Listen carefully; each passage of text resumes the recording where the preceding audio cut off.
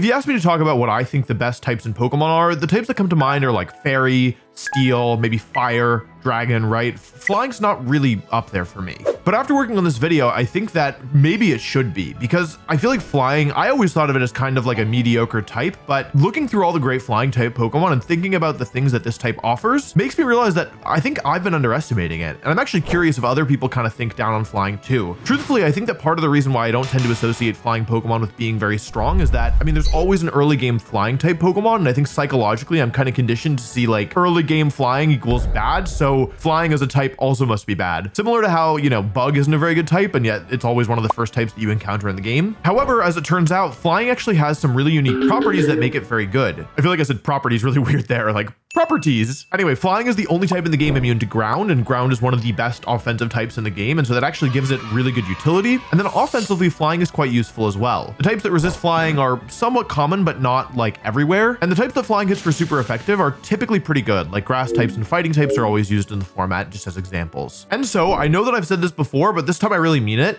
This was the hardest one of these best type videos that I've ever done. And truthfully, I suspect it will be the overall winner in difficulty when I finish. And that's not just because there's a ton of good Flying type Pokemon. Like there were a ton of good Ghost types, a ton of good Steel types. I think what makes this video so difficult is that all of the Flying types are similar to each other in how good they were, or at least how successful they were. As an example, I had to leave Zapdos off of this list. I actually spent a long time trying to justify its placement, and we'll talk a little bit why in a bit about why it's not here. But like Zapdos doesn't make it onto the list, which is just like, even saying it out loud, it feels wrong. But I looked through all the results, I spent a ton of time thinking about this, and ultimately, yeah, Zapdos isn't making it. That being said, I will say that if you disagree with the order of these Pokemon, that's never been more valid than it will be on this video, because I've done my best here, honestly. But again, these Pokemon are so similar in rank and so similar in how good they were that it's really hard to rank them among themselves. Like there's kind of a top 5, bottom 5, which I feel better about, but within those, really the numbers can change. Part of what makes this video so hard is that there's been a Flying type Pokemon that won the World Championships every single year since I started playing back in 2011, a long time ago, the exception being only 2 years where a Flying type got 2nd place. And so there's a lot of really good Flying type Pokemon that have reached that pinnacle, and yeah, dividing among themselves is like kind of tough. Also, many of you already know this, but just to be clear, this video is not about single battles. This isn't about, you know, fan formats or, you know, other types of Pokemon battling. It's only about the official competitive format. So Skarmory's not here, Gliscor isn't here. I'm sorry, I'm not saying those Pokemon are bad in singles. This video is about the official competitive format, which is doubles. Anyway, with all that being said, let's talk about the 10th best Flying type Pokemon of all time, Togekiss. Togekiss is one of only 2 Pokemon on this list that have not won the World Championships. I do think this is kind of a technicality though, personally, but we'll get to why in a second. What you need to know about Togekiss is that it's one of the few Pokemon with access to one of the best supporting moves in the game, Follow Me. Follow Me is a staple in competitive play because it allows you to protect your more frail partner Pokemon with a more bulky support Pokemon, as using it forces your opponents to target the Follow Me user. This doesn't sound very good, and like in a playthrough it probably wouldn't be, but this just buys you so much more time on your offensive Pokemon that you otherwise wouldn't get, and so it's actually quite strong. Recently there have been better Follow Me users added to the game. Both Magmar and Electabuzz got it recently, and also the new legendary Pokemon Ogerpon, who has 4 forms and is like a really great legendary Pokemon, like clearly a standout as one of the best Pokemon in all of Scarlet and Violet, and it gets Follow Me too. So they're kind of changing the types of Pokemon that get this move, but it used to be Pokemon like Furret and like Clefairy. So to have a Pokemon like Togekiss, who's, you know, reasonably tanky and has great stats, have access to this great move, gave it a really nice niche. Follow Me is actually so good that it actually allowed Togekiss to be used prior to getting the Fairy typing. Nowadays, Togekiss is a Fairy and Flying type Pokemon, but back in the day, it was a normal and Flying type Pokemon, and it was used in both forms. It was used a lot more after it got the Fairy type. We'll get to that in a second. But even before then, I mean, it got 3rd at the World Championships in 2010. It was on a really memorable team that paired Moldbreaker Excadrill with Follow Me Togekiss in 2013, which is the last year of Black 2 and White 2, and it had a couple other finishes as well. Really though, where Togekiss shined was with the Fairy typing, and specifically during the early days of Sword and Shield. Those of you who didn't play back then might be surprised to hear this, but the best Pokemon at the beginning of Sword and Shield was actually Togekiss. This is for a couple different reasons. First, at the beginning of Sword and Shield, the power level was a little bit lower, and so it was really hard to remove Togekiss. Second, as we mentioned, Follow Me is just great, and it's especially great when you're pairing it with a Dynamax Pokemon who not only really appreciates being protected from your opponent's max attacks, but also could use their max moves to make Togekiss stronger. Funnily enough, Togekiss's most popular partner was once again Excadrill, because Excadrill had both Max Quake and Max Steel Spike, which raises your special defense and your defense respectively, raises it for both of your Pokemon on the field. So you could Follow Me, keep your Excadrill safe from opposing Max Quake, which it's weak to, or Max Knuckle, or any kind of ground or fighting move that it's weak to, because Togekiss is either immune or quadruple resist those moves. And in the process, by attacking with Excadrill, you were making your Togekiss bulkier, making it harder to remove. It's not just that Togekiss did Follow Me though. Togekiss was also great against opposing Dynamax Pokemon because it gets access to the move Yawn. Yawn isn't a move that's seen a ton of competitive play, but it was really good during Sword and Shield because there was no way to get rid of your opponent's Dynamax except to like knock them out, or if they switched out on their own. Moves like Roar and Whirlwind and items like the red card that forced your opponent to switch, it didn't work on Dynamax Pokemon. However, if you used Yawn on your opponent's Dynamax Pokemon, you would put them in this kind of messy situation where if they decided to stay in and keep attacking, then they would fall asleep at the end of the next turn, and if they switched out, they would lose their Dynamax, putting them in this kind of awkward lose-lose situation. So Yawn and Follow Me were great supporting moves. Togekiss wasn't only able to support though, it was actually also able to do damage. Togekiss actually functioned as a really strong Dynamax attacker because it had access to Max Airstream, which was the single best regular Max move in the game. Max Airstream did a ton of damage and raised both your Pokemon's speed stats, and so it allowed Togekiss to actually be this offensive threat as well. The nice thing was, because Dynamax didn't require you to lock into an item before the battle, you could actually use your Togekiss for both support or offense depending on what the battle required. Most people ran the moves Protect, Follow Me, Air Slash, and Dazzling Gleam, and if they wanted to Dynamax, then they would have access to Max Airstream and Max Starfall, and if they didn't want to Dynamax, then they would just use Follow Me and Protect to keep the team safe. Some players leaned more into offense. There were some weakness policy Togekiss running around that like activated their own weakness policy and then did huge damage. There was a Scope Lens Super Luck Togekiss, which caused all of its moves to crit 50% of the time. There were some fun sets back during Sword and Shield. Also, it's worth noting that as a support Pokemon, Togekiss is really dangerous. I talked about Togekiss for a bit longer than I intended, mostly because I just think it's a cool Pokemon. I probably should talk about the thing that's the most memorable about Togekiss for most people, which is its ability Serene Grace. Effectively, this doubles the chance of all secondary effects happening. And when you combine this with the huge 30% flinch chance of Air Slash, Togekiss has a move that more often than not will stop your opponent from moving. Combining this with Thunder Wave or Tailwind meant that Togekiss was a really annoying support Pokemon because if you were slower than it, like you might just not be able to attack. The last thing I'll say about Togekiss is that while it didn't win the World Championships, it was the best Pokemon during the first year of Sword and Shield, and it did win the Players Cup, or the first Players Cup, which was kind of our replacement for the World Championships. It's not exactly equivalent because certain regions weren't able to play in it, and it was online, so there was like, yeah, some other things going on. But I think that if the World Championships had happened during 2020 and they hadn't been canceled due to the pandemic, I think Togekiss would have had a very real chance to actually become a world champion. It didn't happen, and so it's kind of coulda, woulda, shoulda, but I also think that it was so dominant during Sword and Shield and had enough good performances outside of that year that it's absolutely one of the best flying types of all time. I think it actually would have been a menace during Scarlet and Violet because it would have benefited so much from terrestrialization early on, but it wasn't in the game. You know, it's kind of funny because I've been doing these best Pokemon of every type videos for feels like a little bit now, and I'm almost done. Like it's kind of crazy because at the beginning I was like, oh, I'll be able to do these forever. Like I love making these videos. They're so fun to like do the research for and talk about and share some history, but now they're almost over. Anyway, there's only a couple ones left at this point. I think I still have Rock, Dark. There might be one more, but honestly there might not be. So if you don't want to miss those, or if you want to make sure that YouTube serves you the ones that I've already done, just go ahead and do me a favor and make sure that you are already subscribed. If you want to, of course, if that's not for you, no worries. I won't take it personally unless it is personal, in which case, my bad. Subscribing helps the channel out a lot, and it also makes sure that you don't miss any like big videos or exciting videos. Even if you don't end up watching them, at least you get the ability to see that they're being offered rather than YouTube just not showing them to you. I really care about the quality of content on this channel, so I hope that you feel like subscribing is a win-win. Like obviously it benefits me, but I want it to benefit y'all as well. That's all I'll say about it. Let's continue with the list. Okay, coming in at number 9 is a personal favorite Pokemon of mine, although it's a very weird Pokemon, Celesteela. Celesteela is the first Pokemon on our list that is a world champion. It won during the first year of Sun and Moon back in 2017. It also happened to be one of the best Pokemon during that year, and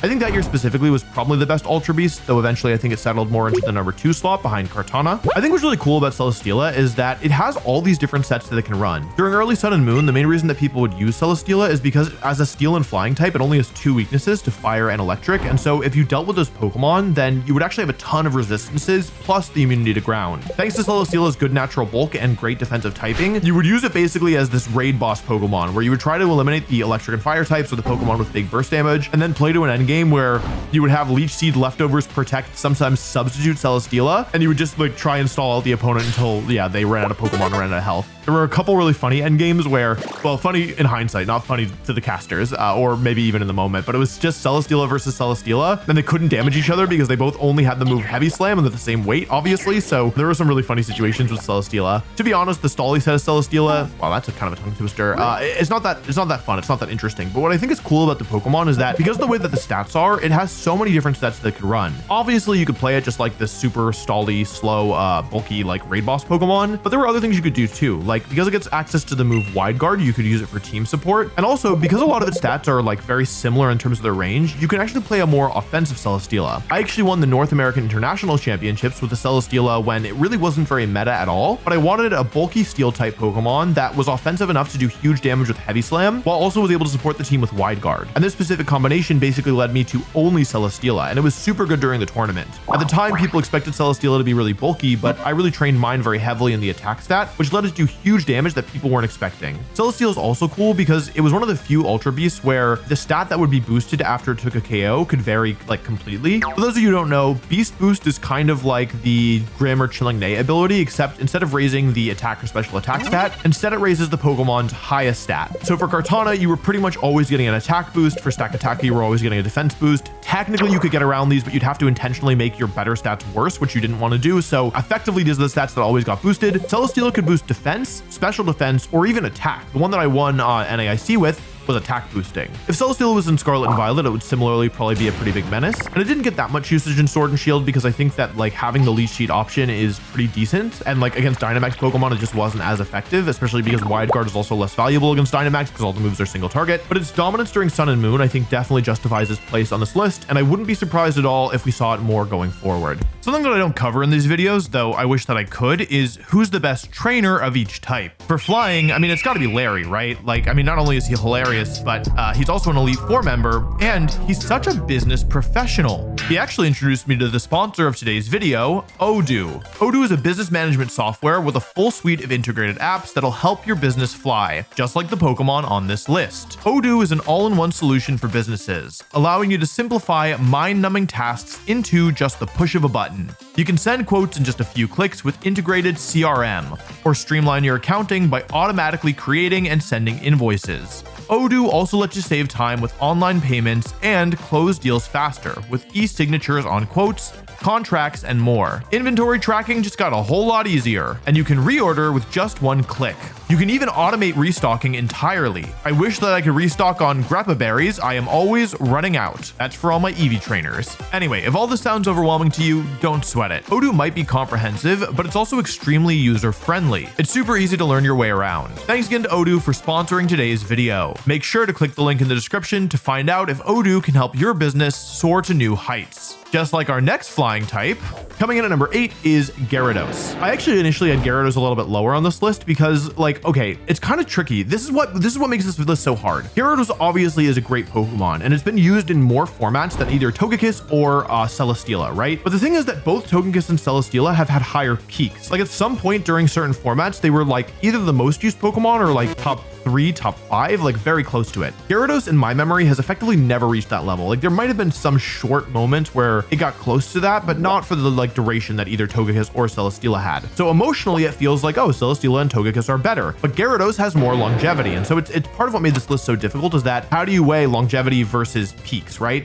Anyway, I think Gyarados is actually a really cool Pokemon to talk about, not just because it looks sick, and I mean, it's iconic. It's like one of the most Pokemon, right? But I think what really makes it cool is that similar to Celesteela, it has a ton of different sets, and which one was best really depended on the Pokemon around it. Even though Gyarados looks like this really crazy, you know, water dragon thing, right? It actually is most often used for defense. It has the Intimidate ability, which is just one of the best abilities in the game because it lowers both of your opponent's physical attack stats every time the user switches in. So you can use it multiple times per battle. It's a total staple of competitive play. Many of you have probably seen it before. Anyway, because of the Intimidate ability and because its water and flying typing is actually pretty decent defensively, like of course you have a quadruple weakness to electric and you're weak to rock, but most rock moves are physical, and so you like at least are weakening their damage a little bit with Intimidate. And if the opponent doesn't have an electric type, then Gyarados doesn't have that much to worry about. Plus you have some nice resistances and some nice immunities. Anyway, it actually ends up letting the Gyarados be quite a bulky Pokemon. It often supports its team with moves like Thunder Wave and Taunt, occasionally Icy Wind, and typically uses Waterfall for damage. Slight tangent. Before this video started, I talked about how I didn't think of flying as a very good type, and I think Gyarados kind of illustrates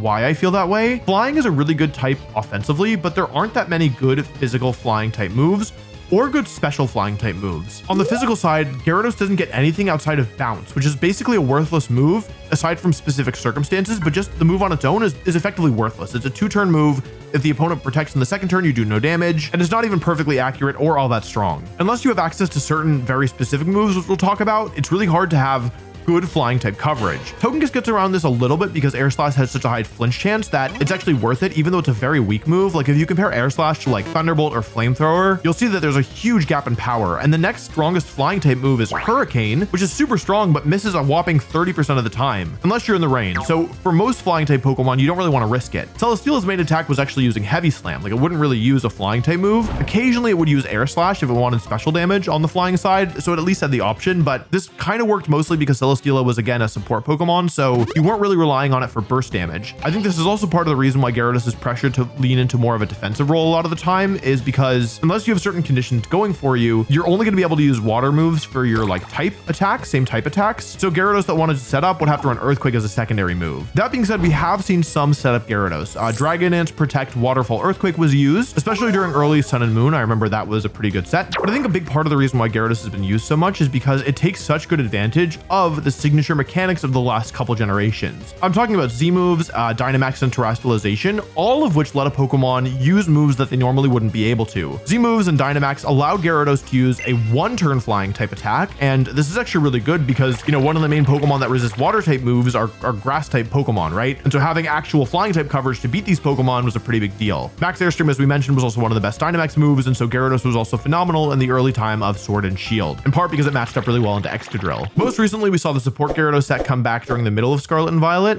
during Regulation C, where it was often paired with Pokemon like King Lu and Shiyu and Fluttermane, basically helping to enable these other Pokemon, whether by making them bulkier or by slowing down opponents with Thunder Wave. Now, Gyarados has won the World Championships once in 2014 alongside Pachirisu. However, it's one of the weird cases where it's Mega Gyarados. And so Mega Gyarados, as you might know, is a water and dark type Pokemon. It's not a flying type Pokemon. That being said, it felt more right to put it here because it felt weird to put just Gyarados on this list, like here, and then have Mega Gyarados on like, yeah, the dark type list, but not the flying type list. I understand people might not agree with that. That's my personal decision, is that I'm including it here. Gyarados might still be on the list without the Mega Gyarados World win. It probably would lose to Zapdos though. But yeah, basically the Mega Gyarados that won Worlds was used as an offensive Pokemon using, funnily enough, Follow Me from Pachirisu plus Dragon Dance, and then allowing Mega Gyarados to be super bulky. I think part of the reason, by the way, that it makes sense to include it here is because Mega Gyarados would use base Gyarados like in gameplay, whether to, you know, have a different resistance profile, like you go from resisting fighting to being weak to it. So in certain situations, for example, against Mega Lucario, maybe you wanted to delay your Mega Evolution so that you wouldn't be, you know, weak to its fighting moves all of a sudden. And you would also, of course, use the Intimidate ability before you switched in. So that's my opinion. If you don't agree, it's fine. I understand. Anyway, Gyarados, even though it's been, you know, power crept and, you know, it's from Generation 1, still a good Pokemon, and I expect we'll be seeing more of it going forward, especially because it's a Pokemon that tends to be in the early parts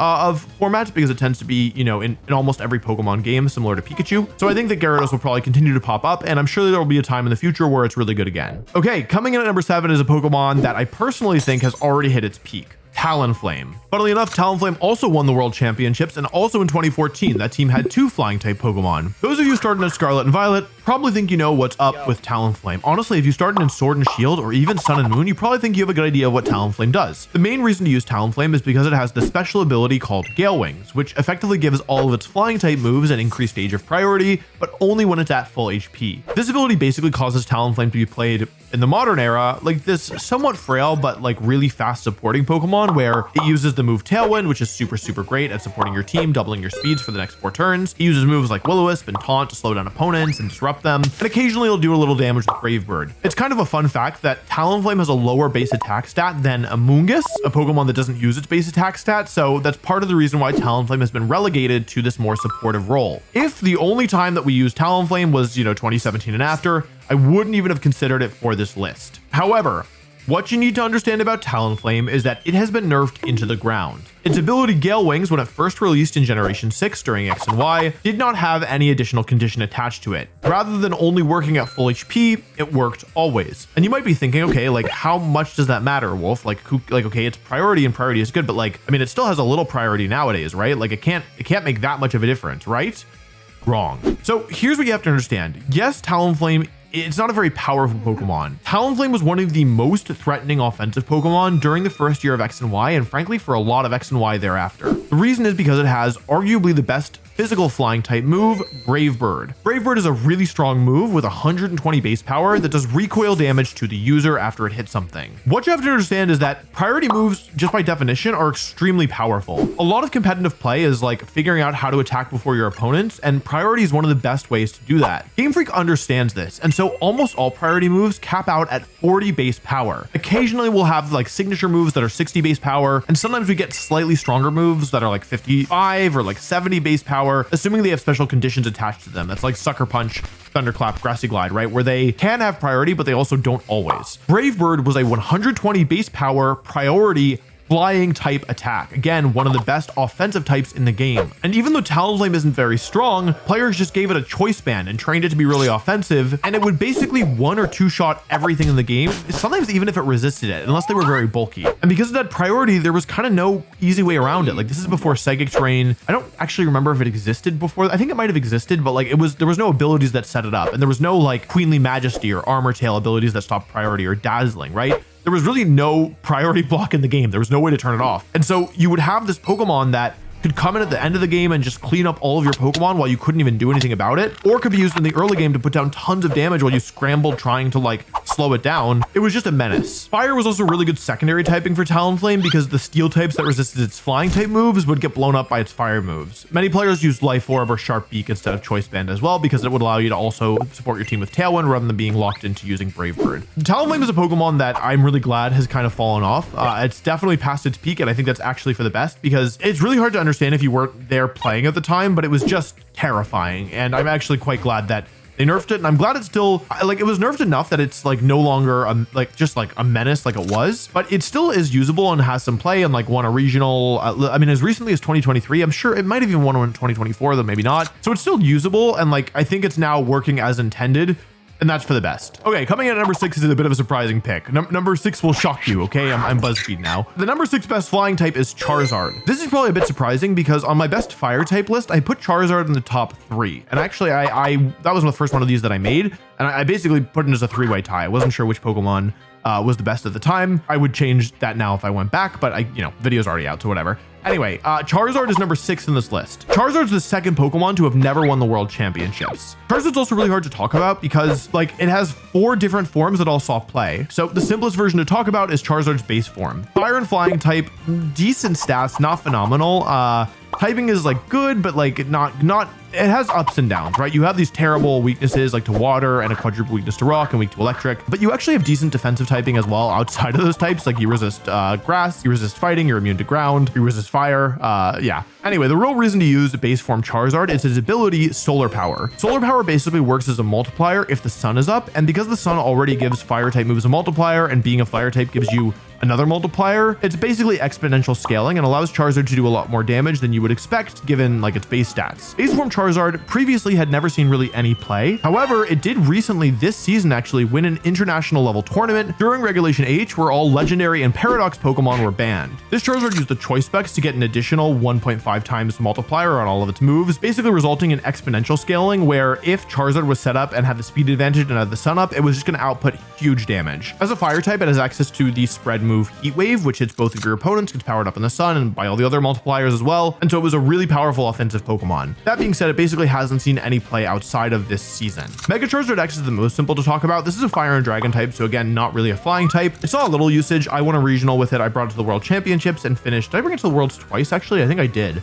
One of those years went okay, the other one not so much. It also won another regional used by a creative team builder named Jamie Boyd over in the European region. That being said, this was definitely a more niche pick and mostly played Charizard like as this kind of like bulky physical attacker. I used mine with Will-O-Wisp and Roost. It could also use Dragon Dance. The thing is that turning your special attacker into a physical attacker caused a bunch of problems, and like Mega Charizard Y, which was the better form, was able to hit both opponents and control the weather. Typically it was viewed as better. Anyway, Mega Charizard Y, which I just alluded to, has access to the Drought ability, which sets the sun up. Now, you can't set the sun up and then get access to your base form Solar Power ability. Most of you probably know that once you Mega Evolve, you don't get to go back to your base form until the next battle. I actually wonder what would happen if you used Revival Blessing with a Mega Evolution. Would you keep your Mega? I assume you'd go back to normal. I don't know though. Anyway, it didn't matter because there was no Revival Blessing attack when Mega Evolutions were around. So you would Mega Evolve, you'd set up the sun, but you would also get a ton of stat points just by virtue of Mega Evolving. And so it actually allowed Charizard Y to keep up with the more modern format, right? A lot of Pokemon that set up the sun are designed to like have some kind of pretty major weaknesses. Like Torkoal has terrible stats, Ninetales terrible stats, Groudon and Koraidon are like obviously restricted legendary Pokemon, so they're not even legal most of the time, but also neither of them are fire type Pokemon. And so even though they have good stats, they aren't able to fully take advantage of the sun because they're not getting, and they're basically missing out on a multiplier. Charizard Y was the one exception where it not only had phenomenal offensive stats and just good stats across the board, but it was also a fire type who set the sun up. And so basically like Charizard Y Overheat would KO anything that didn't resist it. Heat Wave would output huge damage, and it even could use moves like Air Slash and Solar Beam for decent like utility as well. It mostly worked as a fire type attacker because like again, flying type special moves weren't really a thing. Like you'd use Air Slash, but compare Air Slash to Overheat in the sun, and yeah, I mean you can see that there's a pretty major difference there. So it primarily was used as a fire type attacker, but it's still nice to have a fire type that's immune to ground. By far the most threatening version of Charizard though was Gigantamax Charizard. Gigantamax Charizard was the single best Gigantamax form in the game.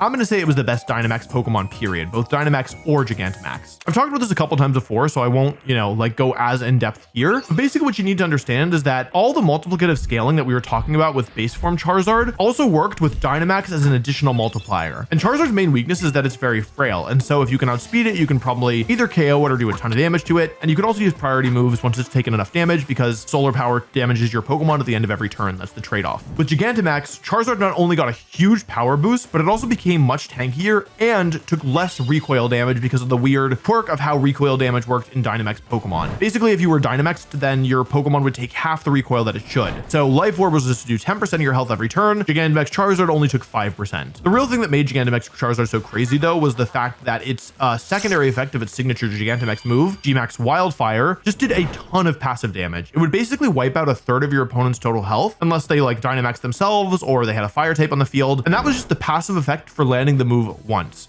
Way overtuned. It should have done significantly less damage across the board, and the fact that the secondary effect was so good, it just made it like a huge menace to deal with. Like it was so strong that Gigantamax Charizard to me kind of represented what happened when Dynamax was pushed to its limit and kind of like broke the game. For the most part, I think it was a really good mechanic, but then I think about Gigantamax Charizard and I'm like, you know what, it actually did have some problems, didn't it? So the real question then is, why is Charizard not higher up on the list? And the short answer to that is that every Pokemon above it has won the World Championships at least once. And while I think Charizard is better than some Pokemon who have won the World Championships, I think the Pokemon above it all displayed a level of dominance that you can't really match without a World win. Speaking of, let's talk about the 5th Pokemon on our list, which I believe might be the only, let me look this up. I think this is the only mono flying type on our list. Yeah, this is the only pure flying type on our list. Tornadus. I think it's pronounced Tornadus, but I think it's Tornadus. Anyway, Tornadus won the World Championships only once back in 2013. That being said, it has a 2nd place and 2 third places at the World Championships as well, so surely not a bad Pokemon. Tornadus is either the best Tailwind setter of all time or the 2nd best Tailwind setter of all time, thanks to its ability, Prankster. Prankster is basically similar to Gale Wings in that it gives all of your moves priority, but instead of being all flying type moves, it's all moves that don't do damage. So Tornadus is a really great support Pokemon because it can set Tailwind up with priority. Tornadus is also a legendary Pokemon, so if you compare its stats to Talonflame stats,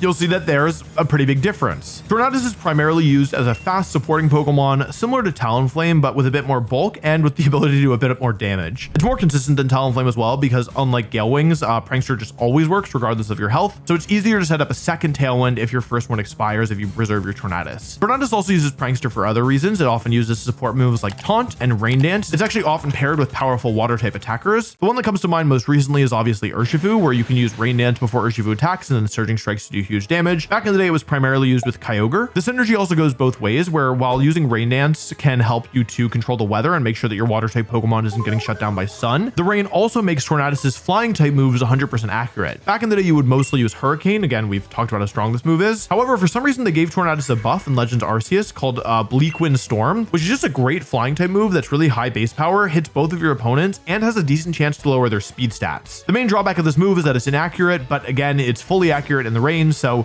you can get around this by pairing it with other rain setting Pokemon or by using Rain Dance yourself. Something funny that you might not know is that the Tornadus that won the World Championships actually didn't use the Prankster ability. Tornadus gets the hidden ability Defiant, which gives it an attack boost if any of its stats are lowered. This was the year where a specific Intimidate Pokemon was really running away with the game, and being able to get an attack boost every time the Intimidate lowered your attack stat was actually quite valuable. This Tornadus set really hasn't seen any play going forward, and that's in large part because what really enabled it to shine was not necessarily the attack boost, it was the fact that there was this item called, well, there were these items called gems. Gems were basically a choice item that gave your Pokemon a 50% power boost, but they didn't lock you into the move you used, and you could only use them once per battle. So basically you would use, Draco Meteor, the Dragon Gem would activate, give you a 50% power boost, you'd, hit Straw harder, and then afterwards the gem would disappear until the next battle. Flying Gem was a really strong and popular gem because it paired really well with the attack Acrobatics. Acrobatics is a 55 base power move, quite weak, doubles in power if you don't have an item, and the game checks to see if you have an item after the gem is already activated. So basically if you use Acrobatics, you would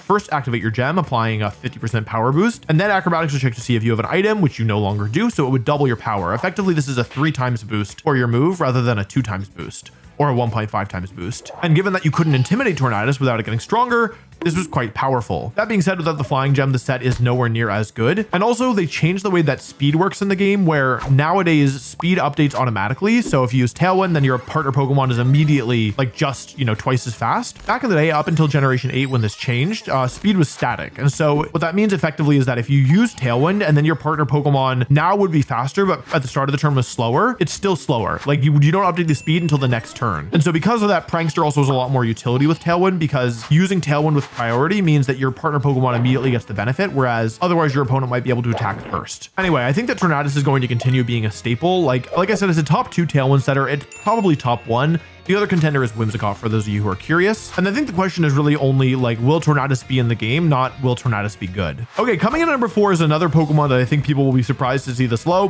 but I have talked about it before. It's a personal favorite of mine, Mega Rayquaza. Mega Rayquaza only won the World Championships one time back in 2016 when I used it to win. That is a little bit of a misleading statement though, because Mega Rayquaza is something called a restricted Pokemon, which means it's only allowed in specific formats. And because it's a Mega Evolution, wait, I'm calling this Mega Rayquaza. I guess this is Rayquaza in general, but only the Mega Evolution is worth talking about, truthfully. Anyway, it's a restricted Pokemon, but it's also a Mega Evolution, and so there have actually only ever been 2 World Championships where it was legal for. Rayquaza itself has been legal for more, but like I said, not a very good Pokemon without its Mega form. That being said, its Mega form is really, really, really good. For those of you who didn't play around with Mega Rayquaza, what you have to understand is that it was different. And I don't just mean it was like crazy strong, although it was, but it literally played by different rules than other Pokemon in the game. Every other Mega Evolution in the game, in order to Mega Evolve, had to hold a specific item called a Mega Stone. Kangaskhan had to hold the Kangaskhanite, Metagross had to hold the Metagrossite, Metagrite, I don't remember what it's called. You get the picture, right? Ampharosite was Ampharos, etc. Rayquaza Mega didn't have to hold an item. Instead, it just had to have its signature move, Dragon Ascent, on its move set. And that meant that it could hold a different item. So not only did this Mega Evolution have better stats than any other Mega Evolution in the game, but you could also give it an additional power boost or some extra survivability with a held item, which other Mega Evolutions weren't able to have. Focus Sash was the item that I used to win Worlds, which basically allowed Mega Rayquaza to set up with Swords Dance memorably, or just to have a little bit more survivability to click Dragon Ascent, which is like flying type close combat. One of the best flying type moves of all time. I guess it's probably the best flying type move, period. It's just a signature move. Is there anything better?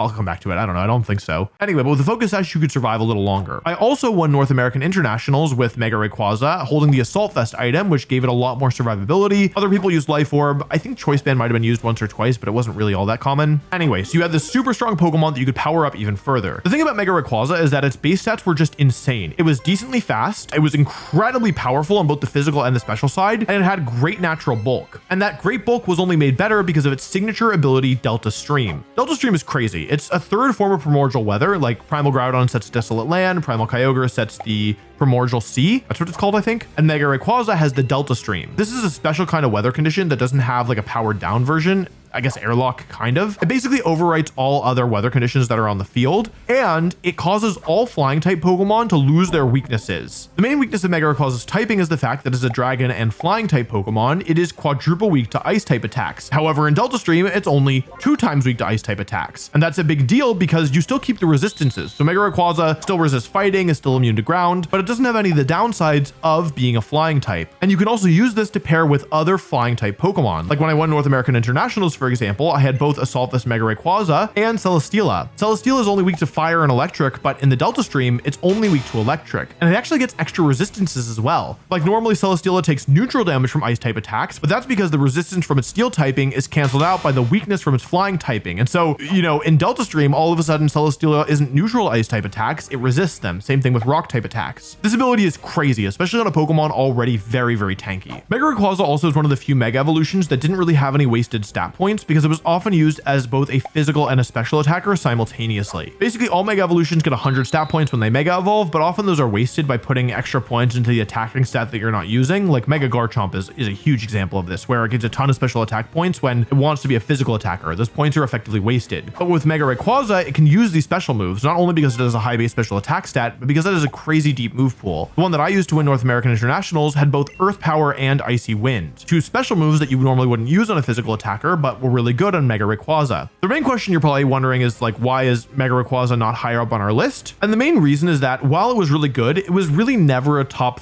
3 restricted Pokemon in the time it was around. Sometimes it might have been even lower. Xerneas, Primal Groudon, and Primal Kyogre were almost always better than it. And that might sound a little strange, but basically in double battles, Mega Rayquaza's insane damage output wasn't quite as valuable as like some of the spread moves that Xerneas, Groudon, and Kyogre could provide. And with Xerneas often being the most popular restricted Pokemon, the problem was effectively that you had a Pokemon that not only was just super strong against you because it hit you for super effective damage and could outspeed you after a Geomancy, but also people ran a lot of steel type Pokemon to counter Xerneas, which ended up also threatening Mega Rayquaza, like Bronzong and Stakataka. None of this is to say that Mega Rayquaza was bad, but it was never as dominant as you would expect it to be given how strong it is.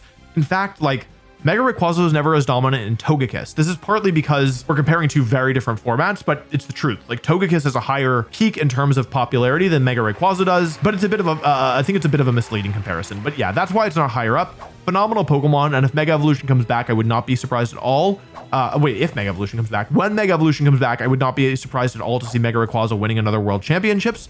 For now, though, it's at 4th. Okay, before we get to the top 3, let's talk about our honorable mentions. Let's start with Zapdos. Basically, Zapdos was really good during Black and White, and I think a little bit during Diamond and Pearl as well. Yeah, actually, definitely a little bit during Diamond and Pearl. It got 2nd at the World Championships in both 2008 and 2009, which were played on the, Gen 4 games. And then in Gen 5 in Black and White, it won 3 different nationals in 2012. It's been good at a number of different points. It's often this like bulky electric supporting Pokemon, but can also do damage as well. I don't need to get that much into it. You know what Zapdos does. It was really good. It's the 11th best flying type in my opinion, and I wanted to put it on this list, but I thought based on results I just couldn't because it hasn't been as good in recent years. Okay, I'm going to talk about some other flying types that I think are fun really quickly, and some other ones that people expect. Pelipper, Rain Setter, terrible stats, good Pokemon, one of the better flying types not on this list. Murkrow, not good enough to keep up here, but like a good flying type that sees usage. Yanmega, I like Yanmega, I brought it to a tournament, definitely doesn't deserve to be on this list, but I wanted to talk about it. Galarian Moltres had kind of a brief stint of being good. During Sword and Shield, I used it to win the Players Cup 2. It also had some play during the first part of Regulation G, which was our single restricted format of Scarlet and Violet. It was used as Zamazenta. Regular Moltres also got 2nd at Worlds before, and I think also top 4 at an international tournament in the past. Mandibuzz is this bulky supporting flying type that got 2nd at Worlds in 2017. Yeah, 2nd at Worlds in 2017. Wasn't used much outside of that year, but I think it's a cool Pokemon. Vivian sees some play occasionally, like as a compoundized Sleep Powder user that never misses. That can also set Tailwind and Rage Powder. Butterfree does something similar. Corviknight has use in some lower power formats like the beginning of Sword and Shield and Regulation H during Scarlet and Violet. Flamingo's a funny Pokemon that I think is funny, like not that good. Crobat's a pretty good Pokemon as well. Sees some play occasionally, especially when Xerneas is popular. Hasn't been used in a little bit, but it's, a good Pokemon to defeat Xerneas. Mega Aerodactyl is actually a flying type Pokemon that saw a little play as kind of a niche option. Articuno won a regional in 2023 with its Choice Specs Blizzard set, making it quite good. I have a whole video on that if you're interested. Dragonite obviously popped up as well during Scarlet and Violet for the first time, so it's like a cool Pokemon worth mentioning. Also have a whole video on that. Jumpluff is used occasionally nowadays as a sun-setting support Pokemon to put players to sleep. Braviary was actually one of the best Pokemon in early Sword and Shield because it was a good Dynamax attacker as a flying type with the Defiant ability, which is good to intimidate. And lastly, Drifblim actually was really good during Sun and Moon as this really fast Tailwind setter that could also burn things with Will-O-Wisp and use the Psychic Seed item to make itself very tanky. Wouldn't be surprised to see a little bit of the Drifblim going forward as it has a really good supporting moveset, but kind of weird stats. Anyway, I know it was kind of rapid fire, but I wanted to talk about some other flying types that I like initially put on my in consideration list and had to take off because yeah, the other Pokemon are just too good. Okay, we're into the top 3 now, and this was the hardest part of the list for me to make personally because all 3 of these Pokemon have a case for number 1. However, I did sort them, okay? I didn't cop out and say they're all number 1, okay? Coming in at number 3 is Thundurus. There are times in the past where I would have put Thundurus at number 1 on this list, but I have thought more about these lists, and I think right now I feel best about number 3. Every single one of these top 3 Pokemon won Worlds 3 times. Thundurus's was in 2011, 2015, and 2022. Thundurus has a ton of other results outside of the World Championships, outside of first place at the World Championships even, but I don't think that just listing, tournaments that it's won is really going to help get the point across any more than telling you what it does. It's one of the most toxic Pokemon of all time. Thundurus, similar to Tornadus, also gets the Prankster ability, giving all of its non-damaging moves a stage of priority. However, instead of the chill and, fair Tailwind attack, it uses moves like Thunder Wave and Swagger. Thunder Wave gives the team speed control, slows down the opponent, but also has a whopping 25% chance to stop the target from moving, and paralysis can't easily be cured, so that's just like a 25% every turn for the rest of the battle that your Pokemon won't attack. And Thundurus was often trying to paralyze, well, all of your Pokemon. It would combo this with Swagger, which, would confuse the target, which then lowered the odds even further. It's especially messed up because, Thundurus was clearly designed to be an offensive Pokemon with its super high special attack and speed stats, but players realized that Prankster's a crazy powerful ability and Thunder Wave is a broken attack, and so it was mostly used for support. That being said, because it does have such a high base special attack stat, when it would attack, it would actually do decent damage as well. I think the best way that I can convey how strong Thundurus was is that it was severely nerfed. I think it might be the most nerfed Pokemon of all time. I need to double check, but I'm pretty sure it's the Pokemon that received the most nerfs. Basically, they changed a lot of things. Paralysis no longer works on electric types, period. They're immune. This gets around the Thundurus paralyzing other Thundurus competition, which often happened. Dark type Pokemon are immune to Prankster now, which didn't used to happen, so you can't paralyze those with Thundurus either. Thunder Wave's accuracy was nerfed from 100% to 90%. Paralysis's speed drop was nerfed from a quarter of the target speed to only a half. Swagger's accuracy was nerfed from 90 to 85%. Confusion's chance to activate was nerfed from 50% to 33%. Thunderbolt's base power was lowered, and there's probably some more that I'm forgetting about realistically. Thanks to all these nerfs, Thundurus finally ended up somewhat in check during Sun and Moon. I think even in X and Y, I forget when all these nerfs went into play, but definitely Thundurus was still good during X and Y, despite the fact that it could have been nerfed after Black and White, and that would have been good too. Actually, I'm sure it was nerfed at least in part going into X and Y, but regardless, it was still a great Pokemon there, and then there was another round of nerfs. And then ever since then, Thundurus hasn't really been used at all. It's been the least used of all the genies until it won the World Championships in 2022. Funnily enough, this one also used the Defiant ability as the hidden ability and didn't play as this Prankster supporting Pokemon, but instead as this Dynamax attacker. It was paired with Zacian because Zacian couldn't Dynamax, so it needed a good Pokemon to Dynamax. Max Airstream was the best max move in the game, and so it allowed Thundurus to, give Zacian speed boost. Thundurus also gets the superpower attack to give itself and its teammate attack boost with Max Knuckle, very helpful for Zacian. And with the Defiant ability, you put your opponent in a lose-lose situation where if they intimidated Zacian, then they would give Thundurus an attack boost, and if they didn't give Thundurus the attack boost, then that meant that Zacian was still at full power. So it was a really, really powerful Dynamax attacker, and it took advantage of the fact that because Dynamax doubled HP, Thundurus was actually able to be quite tanky, similar to Charizard, where it wouldn't be that tanky as a physical attacker outside of Dynamax, but inside of it, it was bulky enough to actually get max turns out of Dynamax most of the time and do big damage. Also helped that it outsped Charizard and could hit it with a super effective Max Lightning. It was a pretty big deal because Charizard was so good at the time. Currently, Thundurus is by far, like I said, the worst performing of the genies, and both sets aren't really viable right now, but I think I've learned better than to count it out. I'm sure we'll be seeing more of it going forward. Okay, coming in at number 2 is a Pokemon that initially I had at number 1, but ultimately decided to change.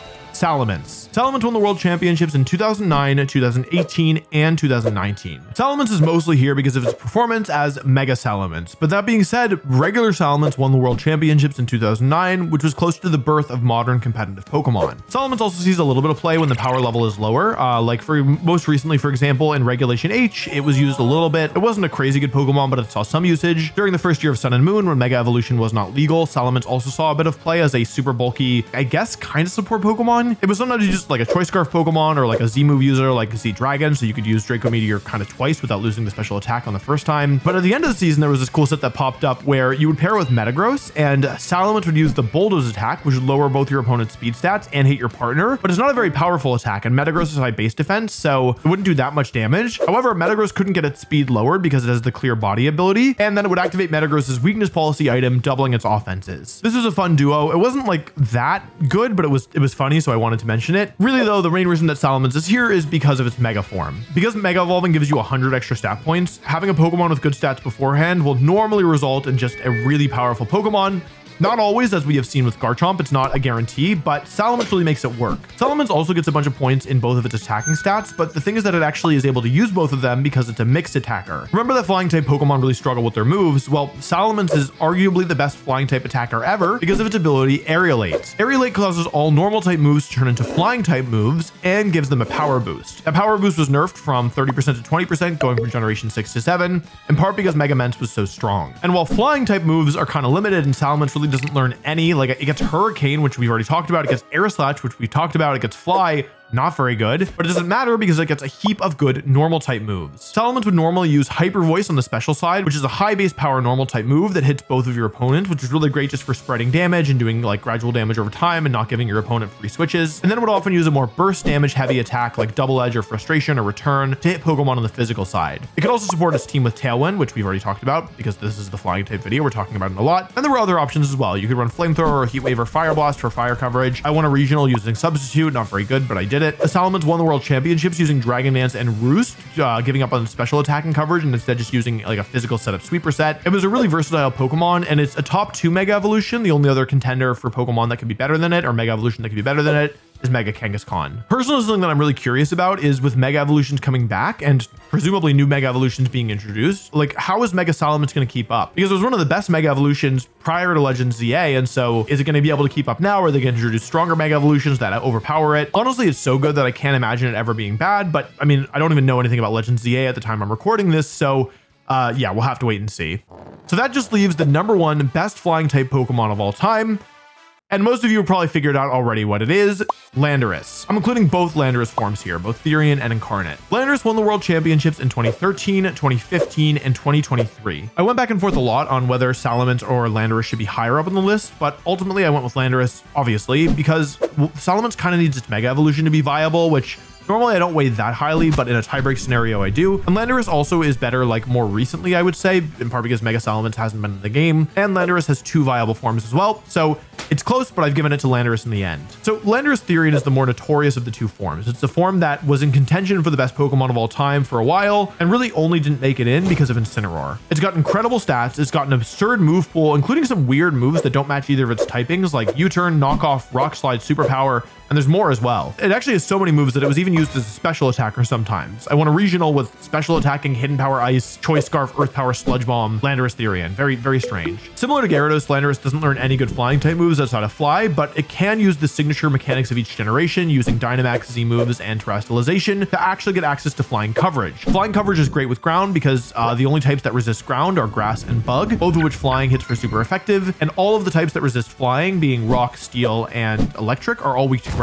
So it's got really good offensive synergy when you can actually activate those flying type moves. Landorus Incarnate form wasn't used for quite a while in the middle of competitive Pokemon. Like I guess it would pop up every now and again, but it was always very niche. More recently though, it's been getting a lot more play. It was used a lot during the second year of Scarlet and Violet during 2024's competitive season, and I actually won a regional with it there. And then in this season as well, it won another regional and got second at Worlds, I guess during technically last year, but like yeah, the format with only one restricted Pokemon. Landorus Incarnate is strong because it's one of the few special attacking ground type Pokemon, and it's able to be really powerful because it has the ability Sheer Force, which combos really nicely with the item Life Orb, basically giving double the damage multiplication with none of the cost, and that's especially valuable for a special attacking ground type Pokemon who doesn't have to worry about Intimidate. Landorus Incarnate basically never runs a flying type move. Actually, I think I got second at a regional with Hidden Power Flying Landorus back in the day with Sand. It was before it got Sheer Force. Yeah, in 2012. I think I had Flying Gem, Hidden Power Flying Landorus Incarnate. But other than that, never really uses a flying type move. Unlike Landorus Therian, who will use Terra Flying, Terra Blast, Landorus Incarnate almost never uses it. Normally runs poison coverage as its secondary coverage. Something that's really funny about Landorus is that it feels like there's always a Landorus that is usable or really good, but it's never both of them. Like either Landorus Therian is really good and Landorus Incarnate is nowhere to be seen, or Landorus Incarnate is usable and nobody's touching Landorus Therian. It's kind of crazy that these Pokemon aren't like, yeah, #1 in the game, or like, yeah, like aren't even in contention. Like nobody is using them in the current format, and that just, I guess, goes to show you the power of power creep and more importantly, the power of Incineroar. But I think there will always be a time where Landorus is good going forward, and I wouldn't be surprised at all if one of them won Worlds again. The real question to me is Landorus Incarnate feels like it's been trending upwards in the last couple years, whereas Landorus Therian is trending down, but all of the Worlds wins thus far are Landorus Therian. So the question to me is, will Landorus Incarnate ever get forget that Worlds win. I think it's interesting. We'll have to wait and see. Anyway, that's my list of the best flying type Pokemon. I hope you enjoyed it. I hope you're not too mad at me. I'm sorry I didn't put Zapdos in the list. I know somebody's mad about that. Probably a lot of somebody's. Anyway, if you like this video, you should check out my best poison type video. Very different because there are only 3 poison types who have ever won Worlds. And one of them was me. Check it out.